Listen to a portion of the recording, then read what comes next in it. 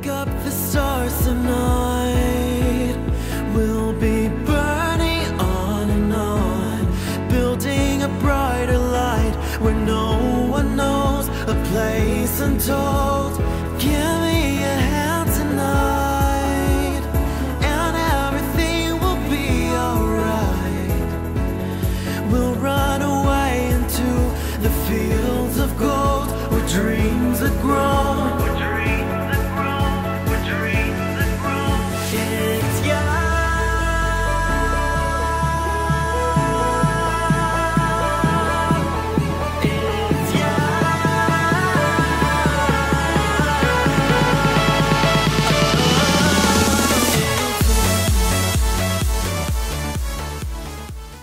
Hello Taurus, this is Inspire 2016 with your weekly tarot reading for the week commencing the 5th of June until the 11th of June 2017. The first card for you is representing, how do you feel about yourself? Your card is the King of Cups. You are emotionally balanced and controlled. You have a very deep understanding of your feelings and emotions, and are able to connect with this when necessary. As you deal with some of the scenarios that life throws at you, draw on this deep emotional maturity to help you navigate these challenges. Also, know that this is an incredible gift you have, and be open to sharing your emotional stability and calm approach with others. If you are facing challenges, then the King of Cups is an indication that you must create balance in the realm of the emotions. The King of Cups represents compassion, one of the most powerful and beautiful qualities of the human spirit. Ask yourself, how can I develop a stronger awareness of the unconscious without being overwhelmed by its power? How can I develop a stronger sense of compassion without falling into the trap of sentimentality? The King of Cups encourages you to be considerate in your dealings with others and as you counsel others. You may need to understand why strong feelings have surfaced and how to best cope with them. It is important that you do not repress emotions but instead explore them with an open heart and an open mind. Sometimes, the King of Cups can represent an older male who may appear in your life.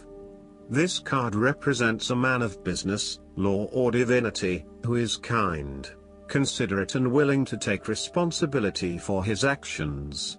He is paternalistic but in a sensitive, generous manner, and he enjoys the quiet power associated with providing loving energy to others. He is able to listen mindfully to others and he responds calmly in a crisis. He uses diplomacy rather than force, and reached out to help, not to stifle or have it only his way.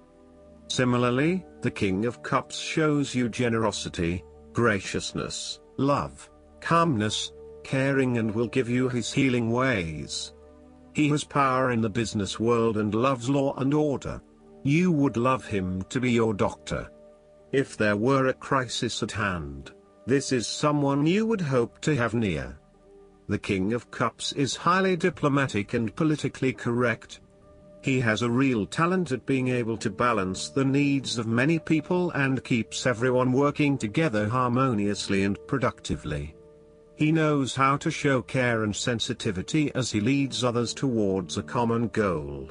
He responds carefully to others' emotional needs and can diffuse a tense situation by reading and responding to the different people involved. The second card for you is representing, what do you want most right now? Your card is the Six of Swords. What do you want most right now is to make a regretful transition, as a likely result of the decisions you make. You know that in order to move forward, you must leave something important behind, and while you do this with some regret, you know that in the long term it is the best option for you. There are times when you will be forced to let go of something to which you have been attached, and the process of letting go is often quite challenging. However, the sadness of your loss will soon be replaced by greater clarity, bringing about a renewed acceptance of change. Do not be afraid to let go of whatever it is that is holding you in the present or the past.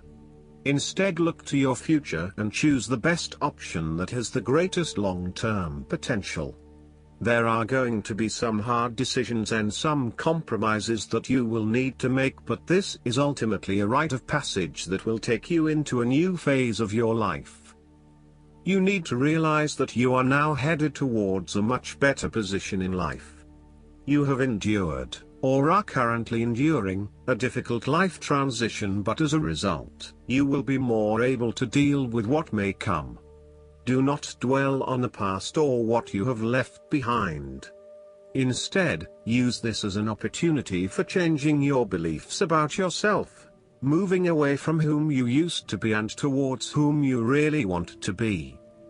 Sometimes the only way to solve life's problems is to leave them behind you and go somewhere new to start over.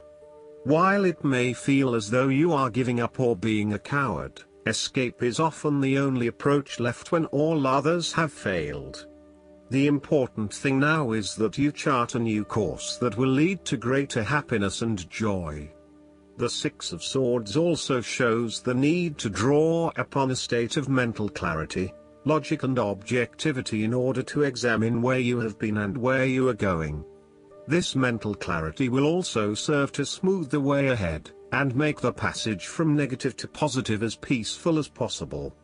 You can use your intuition to guide you through easy situations and call upon your impartial and analytical nature when it is needed for a more complex decision. The third card for you is representing your fears. Your card is the Five of Wands. You are afraid and have tendency to avoid conflict wherever possible. You may find that any sort of tension or conflict makes you feel quite uneasy and you wish it would just go away. So, you deflect a lot of that energy and just ignore the problem, if there is one. The trouble, however, is that in doing this, you may just be pushing some of your own concerns to the side, without really dealing with them or being assertive about them. Some conflict can be good, particularly if it is constructive and teases out the underlying issues in a way that then generates a better solution. Consider whether always avoiding conflict is the best way to go, or if you are finding yourself just compromising on what is important to you. You are no longer up against so much competition and can just be. On more personal level, you have worked through your anger and hostility and you feel more secure in your relationships. You do not have to constantly prove yourself anymore. There is a realization that you do indeed need focus to achieve your goals. You have come through a period of scattered thought and random ideas only to find yourself in the same place you were when you started. You now acknowledge that if you are to progress your goals further, you must focus your attention on your key priorities and stay committed to your goal without considering even more possibilities or opportunities. The fourth card for you is representing what is going for you. Your card is the Queen of Cups. You need focus on the emotional well-being of others rather than relying on rational or logical explanation. You are here to support and to teach others, by drawing upon your own intuition and sense of calm and emotional connectedness. Learn how those in need cope with life's challenges and share your knowledge. Hug someone you care about. The Queen of Cups can manifest as a person in your life or as a part of yourself. There might be a mature female significant figure in your life, most likely from water signs. She is often like a mirror, reflecting the hidden depths of others back to them, so they can see their own mysteries for themselves. Thus, the Queen of Cups indicates that you need to trust your intuition and listen to your inner voice. Trust the sensations and the feelings you are getting from your outside environment. One of the greatest assets of the Queen of Cups is her ability to sense the needs of those around her. Due to her associations with the element of water, the Queen of Cups can be passive and receptive. Her sensitivity draws those who struggle and suffer towards her. In many ways, she is a safe harbor for others. Her ability to connect on a soul level enables her to remedy the broken hearts of others. Her warmth and genuine caring make her a beacon of light. Because she is so responsive to the feelings of others, the Queen of Cups must constantly uphold her boundaries between herself and others. If not properly protected, the Queen of Cups can lose her own sense of self. This is her greatest vulnerability. The Queen of Cups tends to think with her heart, rather than her head. She may lack common sense and rationality, but she is highly intuitive and sometimes psychic and dreamy. Similarly, if you are finding that the logical approach is not working, then the Queen of Cups encourages you to follow your heart and not your mind.